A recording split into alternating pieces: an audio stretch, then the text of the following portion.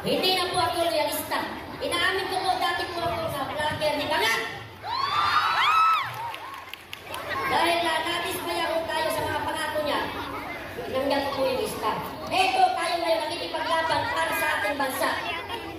Suportahan po natin ang SMNI, ang hakbang ng kaisog, at kung sino po ngayon na pinaglalaban at pinamahal po natin ng bayan. Hanggang dito na po, maraming salamat po sa inyo lahat. Magandang hapon po sa inyo lahat. Unahot, guys, kung mga pasalamat sa Panginoon Diyos Ama, kay Pastor Timboloy, at sa lahat po ng mga OFW, mga bagong bayani ng ating bayan. Ako nga po pala si Dan Chan, ang nasa likod sa Brothers Travelers. Ito ho ang aking home mensahe sa inyo. Ituloy po natin ang 4 na letra. Transparency, accountability, peace and security. Hanggat hindi niya pinapakinggan ni Tamad, ang 4 na to, tuloy ang laban po natin. Isang hanggang. So, last 23 nagkaroon po tayo ng parang first leg ng Manisog Hong Kong. And I believe itong pangalawa at meron pang pangatlo. So, tuloy-tuloy lang po ang ating masayang samahan dahil bagaman nung panahon ng eleksyon medyo nagkahiwa-hiwalay tayo, ay nagkasama-sama tayong muli. Maraming mga... ayaw ko nang tulitin yung word na naputol, pero ganun talaga, that's live. Ang importante dito ay tinatama natin. Kung ano, siyempre nakita natin yung mga hindi magandang pangyayari sa Pilipinas, ika nga ni Dan Chan yung tops natin, transparency, accountability, at ano yung B? Peace, at saka security. At nandito ang ating mga bisita banaderos, yan sila PMRPL, si Ma'am Lorraine, si Ma'am Ana. Thank you very much, Maisog Hong Kong! Sa akin yung Jason. Special makali sa supporter ni Presidente Duterte mula nung pa. Isa rin po ako na isang supporter at supporter ko ako dito sa AOJC. Buwan ko na kay Pastor Timboloy na sa paningin ko ay isang pagyurak sa karapatan natin bilang isang mamamayang Pilipino. Dahil po, huwag tayong titigil sa paglaban sa ating karapatan bilang isang mamamayan. Bagong Pilipinas, bagong mukha! Natatandaan niyo po ba yun? Mga marami ang nabulol dito Sige nga! Anyway, ako nga po pala si Master Judea. Magingay nga dito sa kaliwa!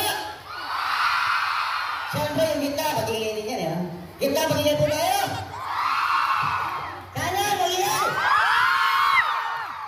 Magandang araw po kay LC Hong Kong. Magandang araw kay OJC. SMNI, and of course, Pastor Apollo Timboloy.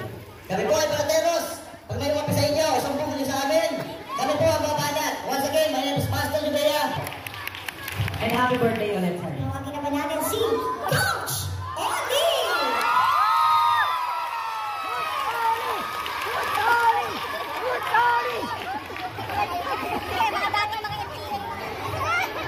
Handa na ba kayo makinig? Ano gusto nyo? Yung mahaba o yung maiksi?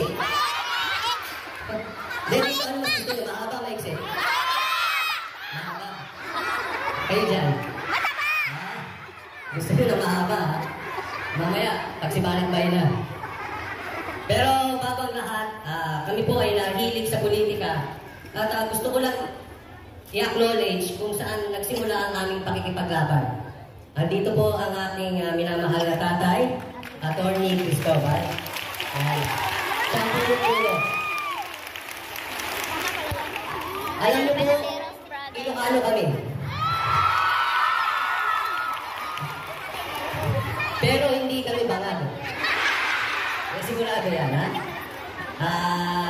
hindi rin po kami nabudol. Taas ang kamay ng mga nabudol. Buti nga sa inyo.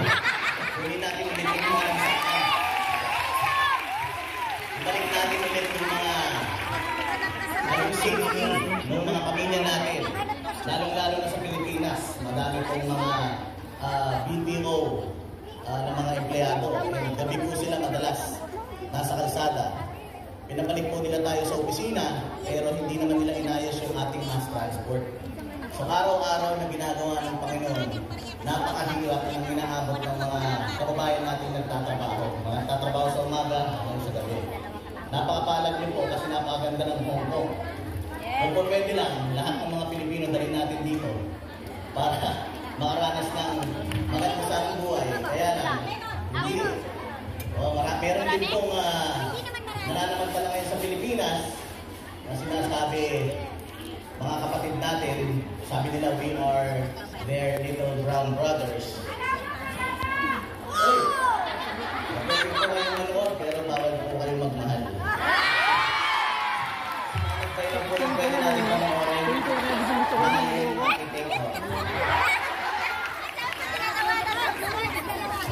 So, huwag po tayo papayag na ang Pilipinas ay pumasok sa isang laban na hindi natin kaya manalo.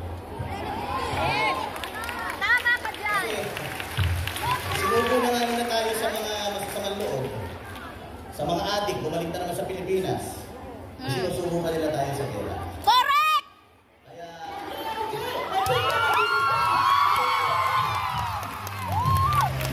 Mga kababayan, ang ating bayan ay nagkakaroon ngayon ng malaking hinaharap.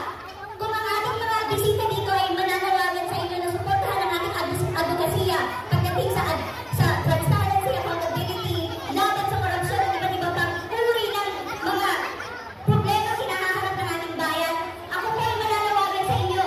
Huwag po natin hahayaan na ang ating mahal na bayang Pilipinas ay mauwi sa pera. Maisang! Maisang! Maisang! Pilipinas, kung mauwi tayo sa gera, na wala po tayong interes. Yes! Tama! Kaya po, malapit na ang ating, basta malapit na. Tayo sa gilid ng protesta. So hindi na po ito sa Hong Kong. Ano po ang pinakasentro ng problema ng bansang Pilipinas? Isang salita lang. Kung bakit tayo naririto, kahit sa Hong Kong at kahit sa pagsulong ng daigdig, lumalawan ang pagkilos ng mamamayang Pilipino sapagkat may problema ang gobyerno ng ating bansa. Governance is the real problem. At anong uri ng problema mayroon tayo sa gobyerno ng Pilipinas? Problema ng tinatawag na failure of leadership. Yes! Si Lisa Alimanan, si Martino Malisan, hindi ang dapat sentro ng paniningil ng pamamayang Pilipino ay mismo kay Marcos Jr. Tama? Hindi ko pera yan! Hindi ko pera!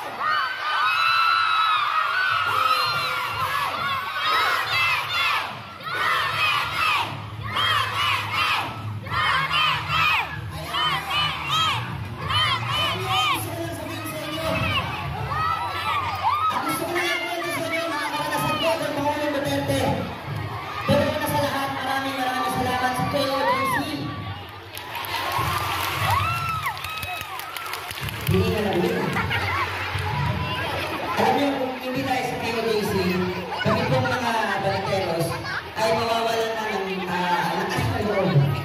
Pero dahil sa inyo at kay Pastor Tumuloy, lumalakas ang loob namin. Minsan, nakakasawa na. Dahil kahit anong sigaw namin, parang napakabingi ng gobyerno. Pero dahil sa KOJC, naniniwala kami na dahil sa paninindigan ni Pastor, maraming salamat po. Ito, maraming salamat. Dahil sa inyo, pag kami medyo nalilipress, tumitingin lang kami sa KOJC. Thank you po. Pangalawa, maraming salamat sa SMNI. Dahil sa SMNI, may kaso ako kay Pilanes. Pero okay lang. Ganun tala ko kayo. Maraming sa SMNI dahil kayo lang ang tumayo para sa bayan. Ang dares, pero yung mga prestigit na. Kung walang pera, walang salita. Hostisya! Hostisya! Hostisya! Hostisya! Hostisya! Hostisya! Hostisya! Hostisya! Hostisya! Huwag kayong mag-alala dahil darating ang panahon. Baka malay nyo, bukas na. Diba? Tapos na itong paghihirap natin.